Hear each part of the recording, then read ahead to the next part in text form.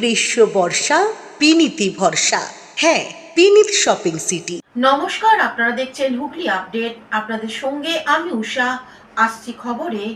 আজ 21শে ফেব্রুয়ারি অমর মাতৃভাষা শহীদ দিবস। গোটা রাজ্যের সঙ্গে চুঁচুড়া ও চন্দননগরে শ্রদ্ধার সঙ্গে পালন হলো আজকের দিনটি। শনিবার ছিল আন্তর্জাতিক মাতৃভাষা দিবস।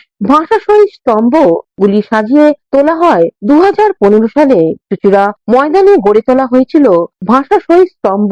এবছর ভাষা শহীদের শ্রদ্ধা জানাতে কোনো ব্যতিক্রম হয়নি। সকালে চুঁচুড়া ময়দানে টেনিস মাঠের পাশে ভাষাপ্রেমীরা এসে জড়ো হন। কবি অরণ্যক বসু, প্রাক্তন পৌরপ্রধান অমিত রায়, মানবেন্দ্র মুখার্জি সহ শহরের সংস্কৃতি প্রেমী বিশিষ্টজনেরা হাজির হয়ে ভাষা শহীদের শ্রদ্ধা জানান। হুগলি চুঁচুড়া বাংলা ভাষা ও সংস্কৃতি সংরক্ষণ সমিতি ভাষা শহীদ স্তম্ভ প্রাঙ্গণটিকে ভাষা উদ্যান নামকরণ করার আবেদন জানান পৌরসভার কাছে।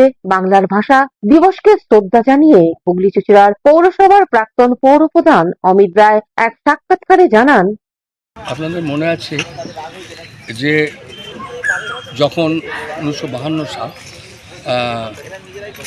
ওখানে যখন উর্দুকে জাতীয় ভাষা হিসাবে ঘোষণা করা হয়, সেই সময় সেখানকার বাংলাভাষী মানুষেরা ঢাকা হোটেলের সামনে, এবং আপনাদের মনে আছে বরকত জব্বর, কালাম, রফিক, এরা এই শহীদ হয়েছিলেন এই ভাষা আন্দোলন করতে গিয়ে বাংলা ভাষার জন্য।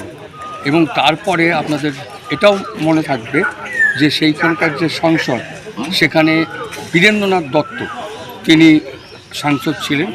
তিনি বাংলা ভাষাকে চক্রবর্তী এবং এই ভাষা করা যাবে না এই দাবিতে ওখানে সুন্দর বক্তৃতা করেছিলেন এবং প্রতিবাদের ভাষা জানিয়েছিলেন, প্রতিবাদ জানিয়েছিলেন।